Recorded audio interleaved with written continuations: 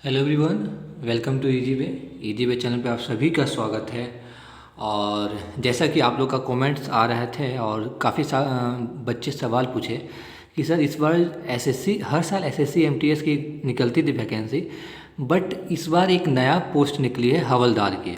तो सर क्या SSC MTS का जो जॉब प्रोफाइल है, जो सैलरी है, जो प्रमोशन है, क्या वो एसएससी एमटीएस और हवलदार दोनों एक ही जॉब है, ये दोनों अलग अलग जॉब है? और तो एसएससी एमटीएस का जो सैलरी रहेगा वही हवलदार की सैलरी रहेगी या दोनों की अलग अलग रहेगी, है ना? वर्क प्रोफाइल दोनों का क्या रहेगा, यानी कि एसएससी एमटीएस में क्या काम करना पड़ता है, हवलदार में क्या काम करना पड़ेगा, ये हम लोग डिस्कशन करेंगे इस लेसन में। सेकेंड चीज़ हम लोग डिस्कशन करेंगे कि एसएससी एमटीएस की सैलरी से कंपेयर करेंगे। इससे पहले हम बता चुके हैं एसएससी एमटीएस की सैलरी, अब हम हवलदार की सैलरी से कंपेयर करेंगे कि दोनों का सैलरी सेम है या अलग अलग है। प्रमोशन की अगर हम बात करें तो किस में ज़्यादा प्रमोशन है, एसएससी एमटीएस में ज़्यादा अच्छा प्रमोशन देखने को मिलेगी या आपको हवलदार में ज़्यादा अच्छा प्रमोशन देखने को मिलेगी, ये सारा कुछ everything will be crystal and clear in this lesson. सब कुछ आपको एकदम आसान भाषा में समझाने की कोशिश करेंगे आज के इस लेसन में। तो चलिए स्टार्ट करते हैं। सबसे पहले हम कंपेयर करेंगे एसएससी एमटीएस और हवलदार का जॉब प्रोफाइल के बारे में कि काम क्या करना पड़ेगा दोनों पोस्ट में, ठीक है? तो देखिए, अगर हम कंपेयर करें तो एसएससी एमटीएस में आपको फाइल मेंटेन करना पड़ेगा। एक एग्जांपल्स ले चुके हैं, ठीक है? फाइल मेंटेन करना पड़ेगा। हवलदार क्या है, चौकीदारी या बॉडीगार्ड ड्यूटी है, ठीक है? देखिए, हवलदार क्या होता है बेसिकली कि जैसे कि मान के चलिए इनकम टैक्स डिपार्टमेंट है, तो उसमें आपको क्या होगा कि जो डिपार्टमेंट है, जो हमारा ऑफिस है, उसके बाहर आपको खड़ा रहना पड़ेगा, उसकी चौकीदारी करना पड़ेगी, उसकी आपकी देखरेख करनी पड़ेगी, ठीक है? एसएससी एमटीएस में आपका डाटा ऑपरेटर की काम करना पड़ेगा, जो भी कंप्यूटर में फाइल है उसको कंप्यूटर में अपलोड करना पड़ेगा, एक्सेस सारा कुछ, है ना?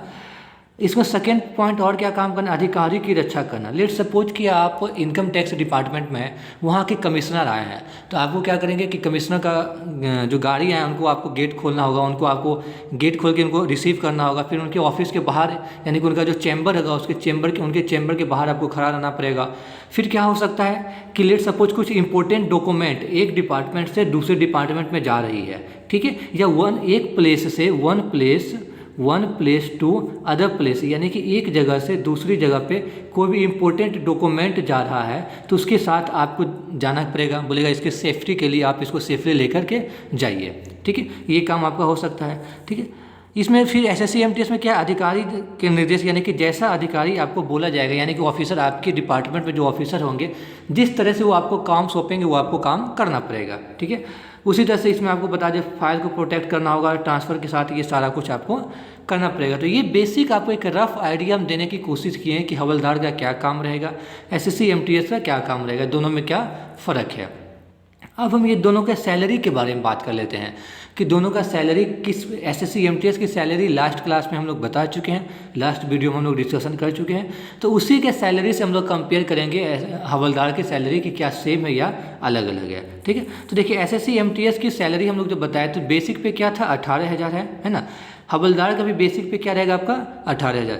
डीए आपका इसका कितना 31%, इसका भी डीए 31%, एचआर 27%, इसका भी एचआर, यानी कि ओवरऑल कुल मिला के सैलरी आपका सेम रहेगा। In hand salary SSC MTS को भी आपको 30,000 रुपये पर मंथ मिल रहा था और इसका भी हवलदार का भी सैलरी आपको 30,000 पर मंथ मिलेगा, ठीक है? दोनों में कहीं कोई सैलरी में एक पैसा की कमी नहीं हो सकती है। इसमें भी आपको यूनिफॉर्म का पैसा मिलेगा, इसमें भी आपको यूनिफॉर्म का पैसा मिलने वाला है। तो लगभग आप कह सकते हैं मोटा मोटी कि आपकी सैलरी दोनों का सेम है, एसएससी एमटीएस का और हवलदार का। वर्क प्रोफाइल के बारे में हम लोग डिस्कशन कर चुके हैं, है ना, कि दोनों का क्या काम है, एसएससी एमटीएस का क्या काम है और हवलदार का क्या काम है। अब हम लोग जो लास्ट पॉइंट है जिसके बारे में हम लोग डिस्कशन करेंगे वो है हमारा प्रमोशन, कि किस में प्रमोशन ज़्यादा होता है और क्या प्रमोशन होगा।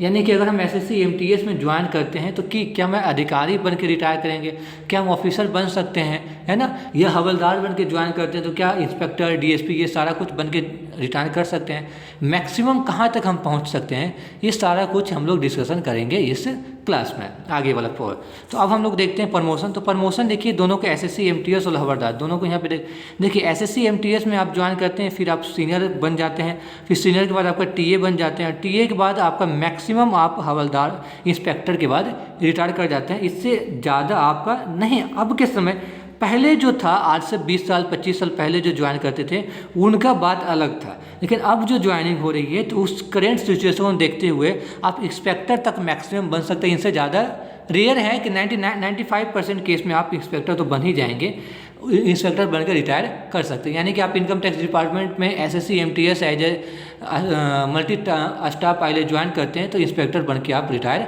करेंगे। ठीक है। हवलदार की अगर बात करें तो हवलदार के बाद हेड कांस्टेबल बनेंगे आप, और उसके बाद डायरेक्ट आप बनेंगे। बीच में कोई नहीं होगा, इसमें थोड़ा सा लंबा समय लगेगा, 10 से 15 साल का आपका टाइम लगेगा। उसके बाद डायरेक्ट आप बन जाइएगा सब इंस्पेक्टर। ठीक है। और सब इंस्पेक्टर बनने के बाद आप वहाँ से रिटायर करेंगे। हवलदार के बाद डायरेक्ट आप हेड कांस्टेबल के बाद डायरेक्ट आप क्या बनेंगे, सब इंस्पेक्टर। ठीक है। तो ये रहा एसएससी एमटीएस और हवलदार का प्रमोशन। और सैलरी के बारे में हम लोग डिस्कशन कर चुके थे, वर्क प्रोफाइल के बारे में हम लोग डिस्कशन कर चुके हैं। तो ये छोटी सी इन्फॉर्मेशन आप लोग का कमेंट आ रहा था तो उसके अनुसार से हम आपको शेयर करने की कोशिश की है। अगर ये वीडियो अच्छी लगी तो लाइक जरूर कर दीजिएगा, साथ ही इस चैनल को सब्सक्राइब करके एसएससी एमटीएस, अगर इस बार एसएससी एमटीएस में आप जॉब लेना चाहते हैं तो इस चैनल को जरूर सब्सक्राइब कर दीजिएगा, क्योंकि ये एक ऐसा चैनल है ईजीबे जिसमें फ्री ऑफ कॉस्ट आपको सिलेक्शन तक ले जाएगा। ठीक है। चलिए, थैंक यू सो मच, मिलेंगे हम लोग नेक्स्ट क्लास में।